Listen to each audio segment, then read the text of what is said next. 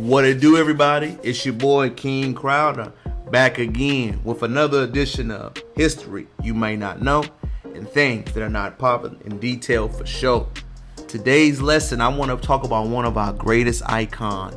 He is a writer, educator, speaker, and he addresses Black American issues in this country, specifically the crisis on young black male, Dr. Jawanza Kunjufu.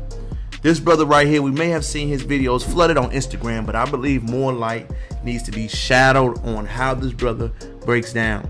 He was born June 15th, 1953 in Chicago. He adopted his last name, which is a Swahili last name, credited to his parents, Eddie and Mary Brown. Most people do not understand that he was raised in a very disciplined household.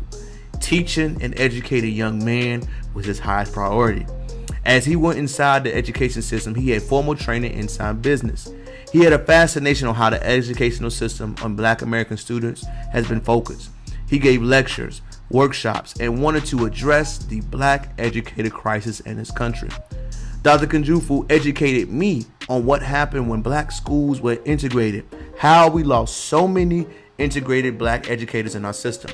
People don't realize that once integrated happens, right? And all the Black schools, assistants, APs, and teachers lost their careers because many white integrated schools did not want to hire them. So our educators just lost their jobs. It is one of the greatest crises never discussed. Black educators prior to integration with segregated schools did not have a landing spot or career to go back into. Dr. Kunjufu taught me that. He taught me about the Black conspiracy to destroy Black men. He went into how in an early age Black males love school. They have a strong tie to mathematics and understanding, but what separates them is that they are lack the resources and how they are needed, the factors to help them achieve. He broke down how Black boys are in the classroom are not helped, are not loved, are not embraced, and go to poorly performing schools. Not going into the historical context of how urbanized schools were the only one integrated, but suburban schools were not. He went into the perspective that says all of these issues in a democratic and free society, we have a stream conspiracy on why Black males and how we motivate them to take academics seriously, to take the social standards seriously, and to take them improving seriously. He broke down the greatest analogy I've ever seen. There are only 100 NBA jobs. We've probably seen the video. There are only 12 full-time positions open for the NBA every year. You will have over 100,000 young Black males attempting to go for these jobs. Not lawyers, not engineers, not attorneys, not anything that could be frugal or helpful to societies. We only promote to Black boys that athleticism, entertainment are their primary outlook. We do not highlight that you must be an individual with your own individual talents, that you will get the soap and rewards. We do not promote how Black boys need their own identity separate for everything. He promoted how women have an identity with children of the past ways, but Black boys do not. There is only a way to develop positive self-esteem, which is numerous around his books. He has a book that he released in 1984, Developing the Positive Self-Esteem for Black Children.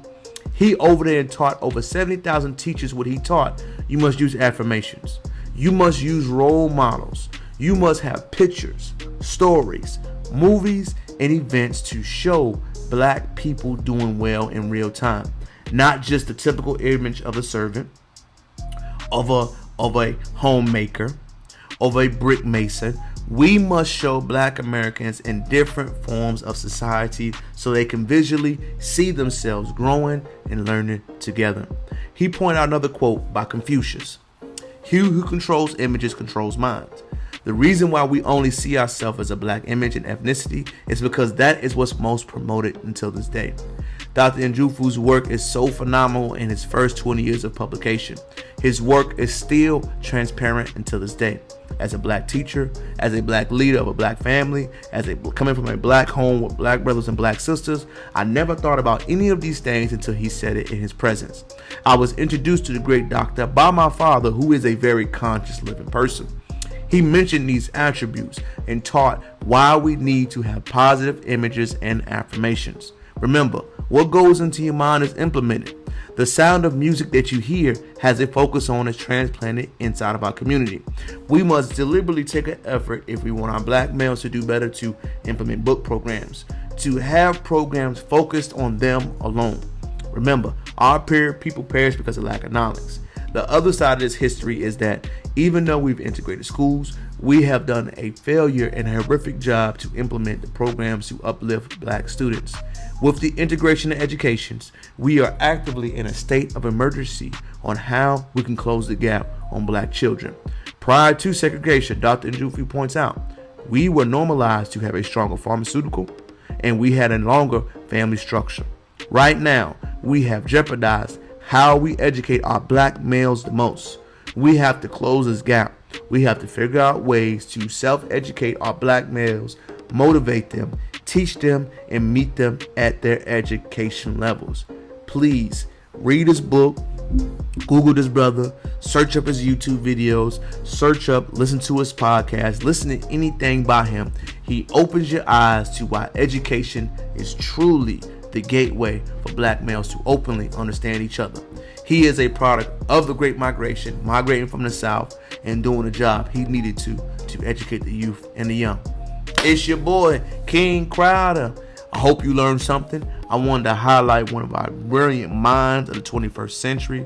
The great doctor does not get as much credit and agile as he deserves. He's a wonderful speaker, curator, breakdown, and a thought leader.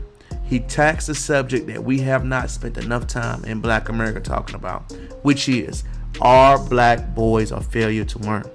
Our black men have not gotten his proper due and investment in mind and how we need to think. The great doctor, along with other leaders, have taken up this challenge. It is our generation's job to continue to move that mantle forward to ensure we get progress that we deserve. It's your boy, King Crowder. Checking out. Peace.